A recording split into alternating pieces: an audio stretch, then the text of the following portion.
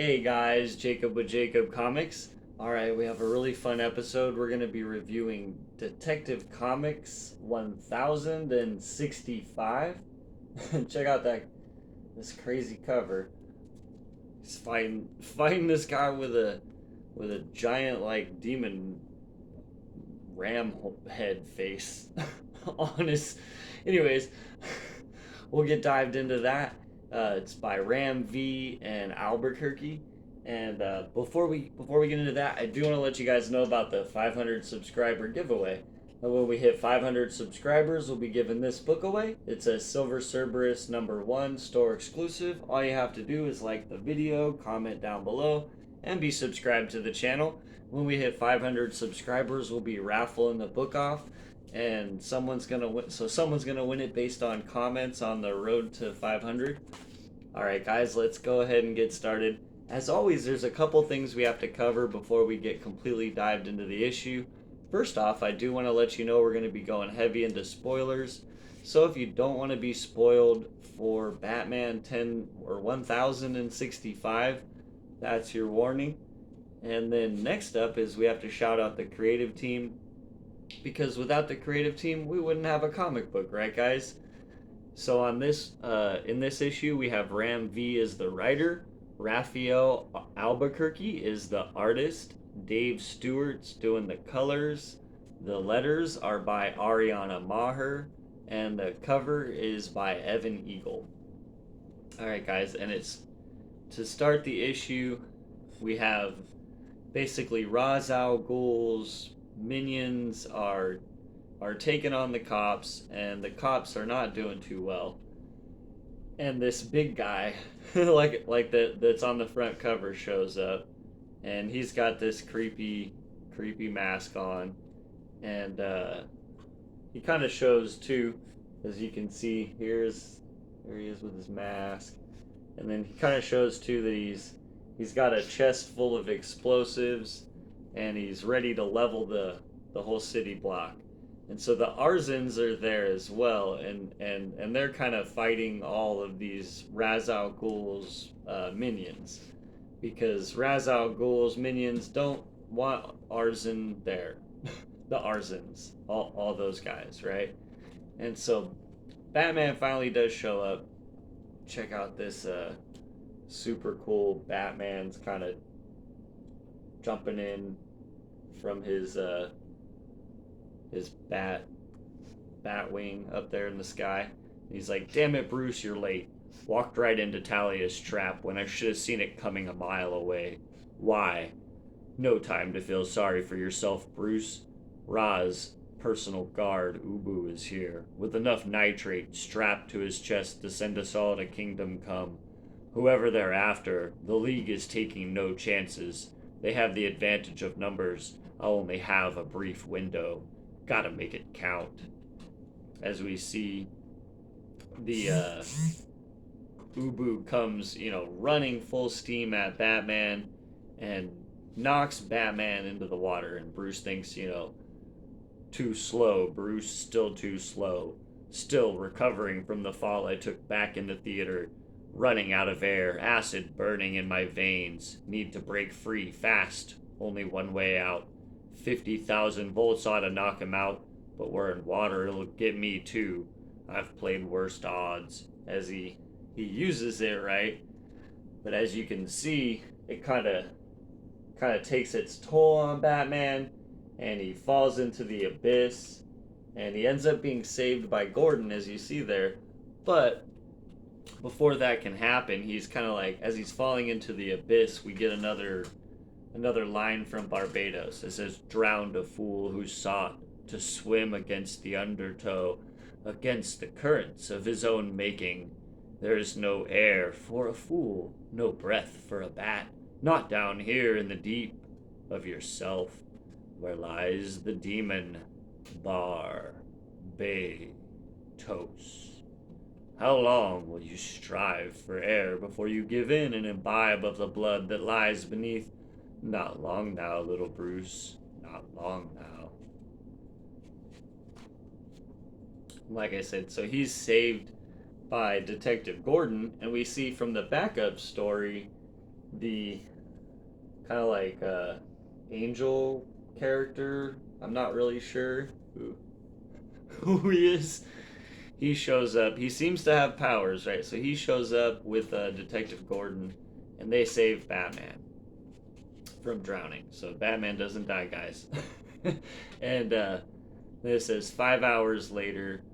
Deadly attack visiting on royalty at Gotham Harbor.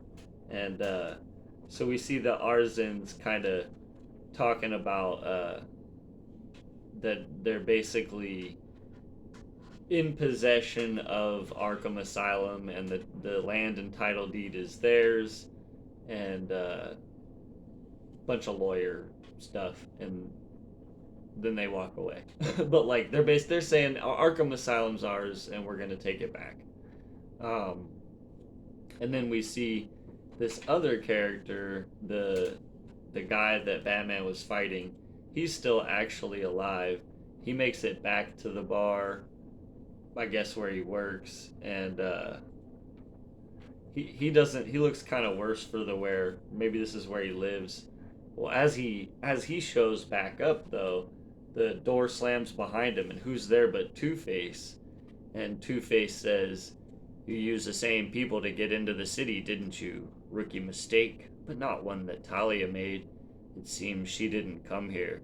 The smugglers are under changed management now, Mr. Ubu. You shouldn't have come back here." And Mr. Ubu says, "So Two-Face works for the Orgums now?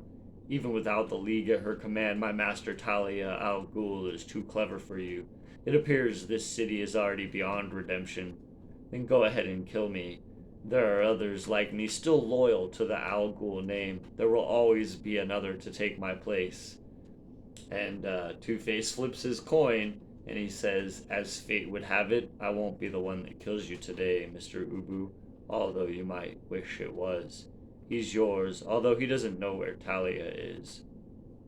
As we see this guy come in from the Orzan clan, and like I said before, he definitely has some vampire teeth going on.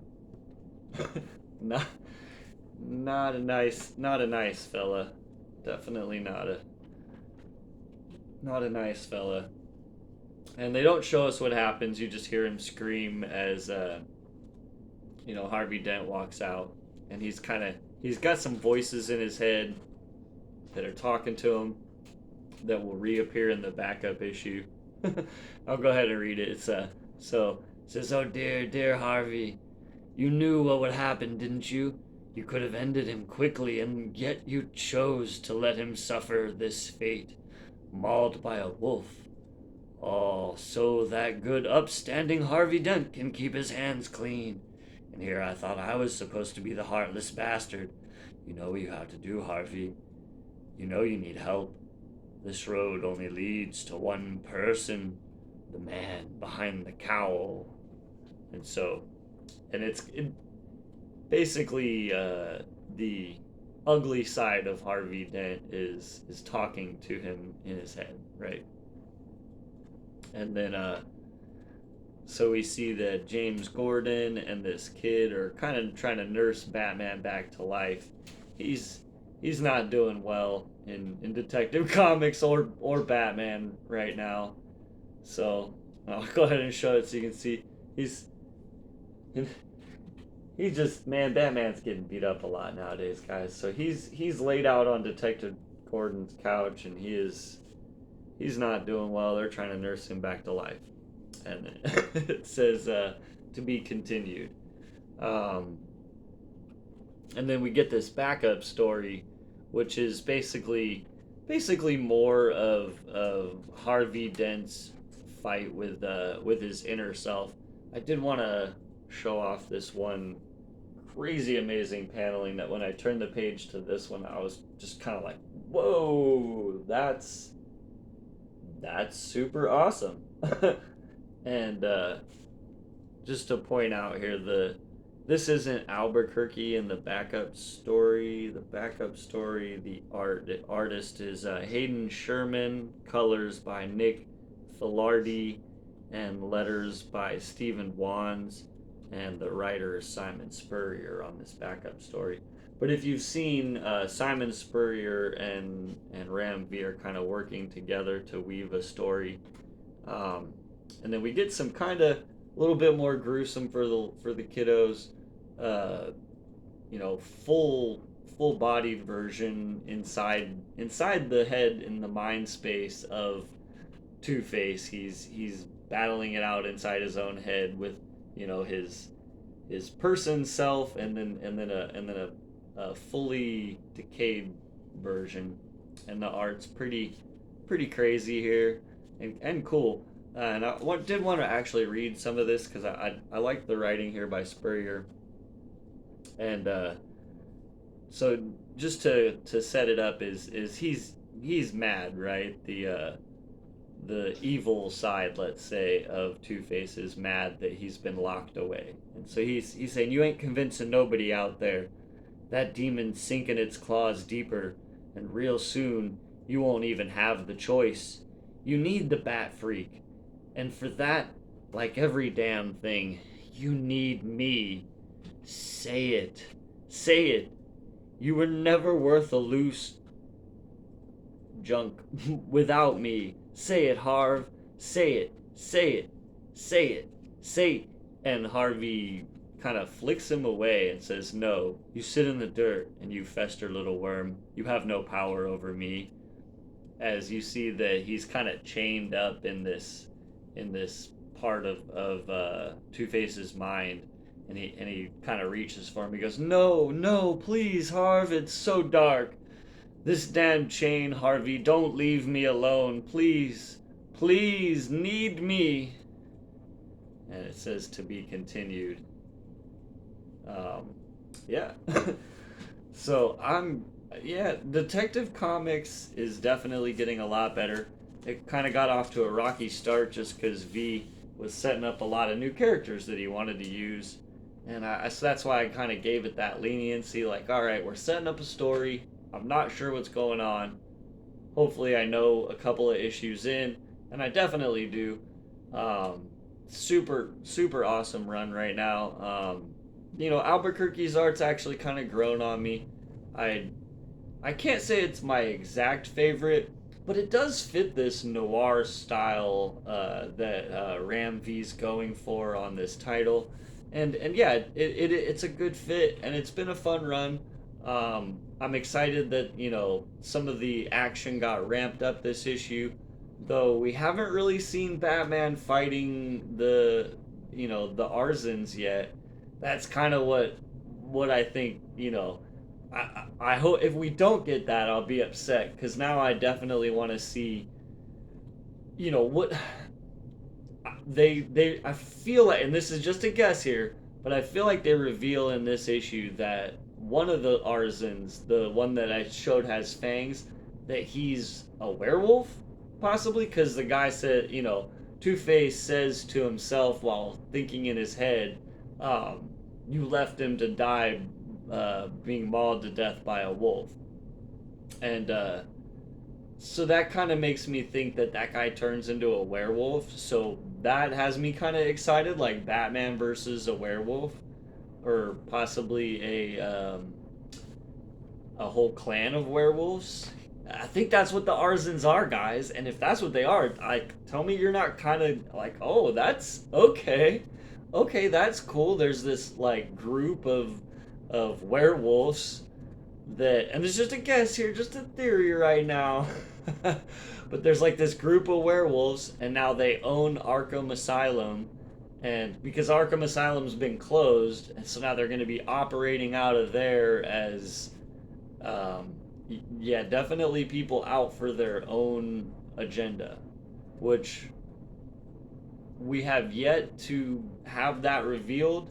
Although I definitely feel like they have something to do with Barbados and the reason that Batman's hearing this song, because additionally in the backup story, it is revealed that Two-Face hears the song, and that's part of the reason why he's going crazy and is being controlled now by the Arzans.